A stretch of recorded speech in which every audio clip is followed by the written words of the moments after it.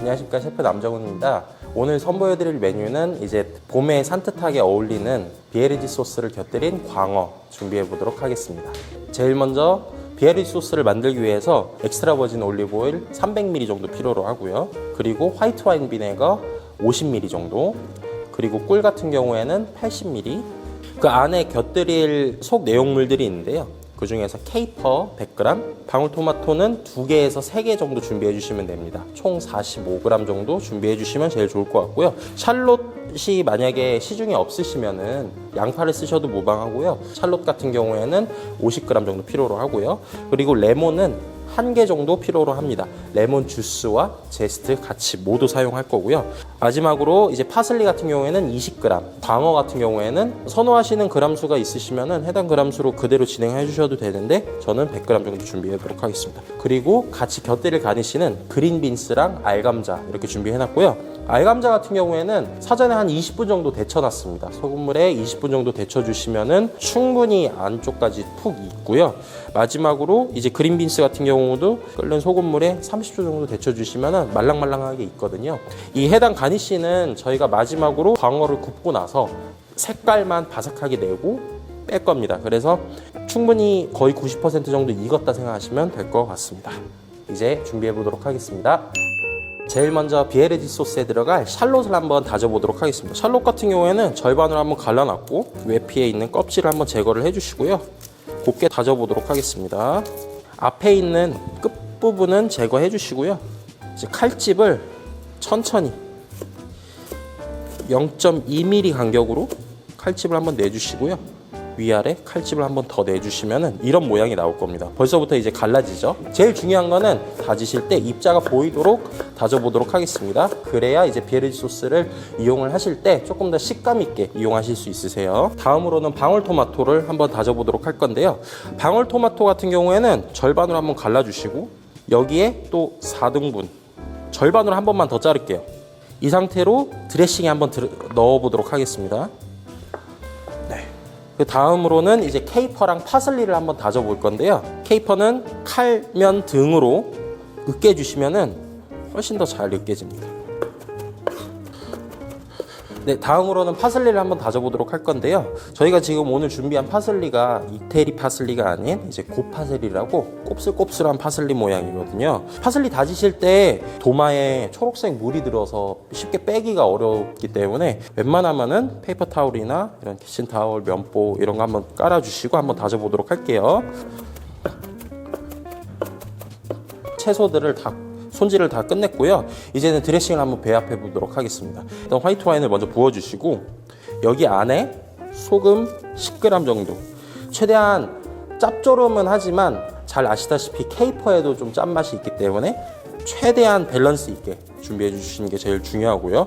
그 다음에 이제 후추는 신선하게 통후추를 가르실 수 있으시면은 통후추를 쓰시는 것을 제가 추천드립니다. 1g 정도 첨가해 주시면 되세요. 화이트 와인과 소금을 제일 먼저 넣은 이유는 해당 가루 재료들이 이제 액상에 충분히 분해가 될 수 있도록 하는 게 제일 중요합니다. 안 그러면은 소금 입자라든지 후추의 입자가 씹힐 수가 있기 때문에 그걸 최대한 방지하기 위해서 하는 거거든요. 해당 액상에 소금이 완전히 녹을 수 있도록 섞어주시면 되세요. 그 다음에는 꿀 80g 정도 넣어주시고, 실질적으로는 비에르지 소스에 소금, 후추, 엑스트라 버진 올리브 오일, 나머지 신선한 채소들을 한번 다져서 사용을 하는데 이번에는 좀 한국 사람들 입맛에 맞게 좀 사용을 하기 위해서 꿀을 한번 첨가해 보도록 하는 겁니다. 그 다음에 엑스트라 버진 올리브 오일 300ml 정도 첨가해 주시면 되고요. 편하게 한번 섞어 주시면 되세요. 앞전에 다졌던 샬롯, 케이퍼, 재단해 놨던 방울토마토, 마지막에 파슬리까지 이렇게 섞어주시면은 좀 파릇파릇하면서 다양한 색감들이 어우러져 있는 소스이다 보니까 봄에 이 해당 소스를 만드신다면은 되게 적합하지 않을까 생각이 듭니다. 마지막으로 레몬을 한번 넣을 건데요. 레몬 주스랑 제스트를 한번 같이 사용해 보도록 할게요. 이제 젓가락 한번 넣고 이렇게 한번 돌려주세요. 한번 돌리시고 아예 충분하게 으깨 놨거든요, 안에. 이 상태로 한번 짜시면은 레몬 주스가 씨 없이 이렇게 나오는 거를 보실 수 있으세요. 그 다음에 제스트를 한번 갈도록 하겠습니다. 제스트는 해당 레몬의 절반 정도 가신다 생각하시면 될 것 같아요. 최대한 하얀 입자가 들어가지 않게 노란색 레몬 외피가 들어갈 수 있도록 조심해서 갈아주시면 됩니다.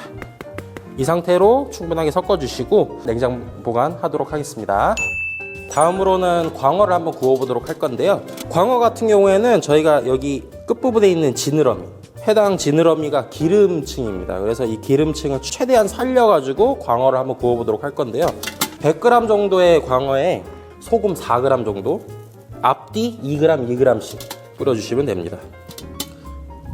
만약에 해당 생선이 꼭 광어가 아니어도 되고요. 여러 다양한 생선들 사용해 주셔도 되는데 그 중에서 대구 아니면은 농어, 광어 해당 생선의 껍질이 있으면은 껍질이 밑방향으로 가게끔 해주셔서 구워주시면 됩니다.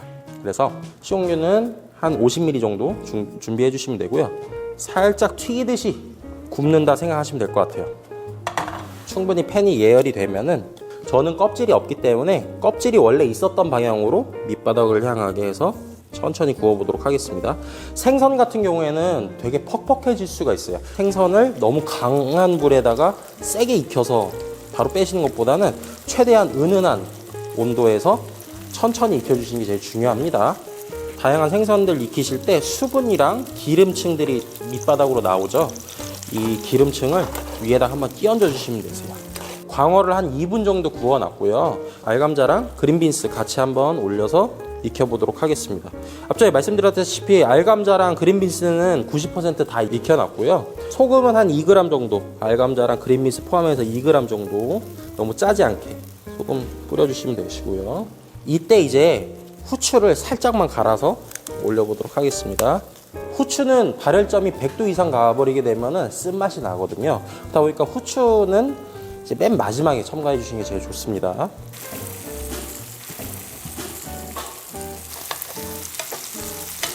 모든 준비는 다 끝났고요. 이제 플레이팅을 해보도록 하겠습니다. 앞전에 만들어 놨던 비에르지 소스를 기름층과 액상이 분리가 되어 있을 수도 있기 때문에 한번 잘 섞어 주시고, 이 상태로 소스를 밑바닥에 한번 깔아 보도록 할게요. 향긋한 색감이 밑바닥으로 향하게 깔아주시고, 그 다음 구워놨었던 알감자 한번 깔아주시고요. 4개 정도, 그리고 그린빈스 밑에 한번 깔아주시고, 그 다음에 이제 광어를 올려주시면은 이렇게 해서 비에르지 소스를 곁들인 광어 스테이크 완성입니다. 감사합니다.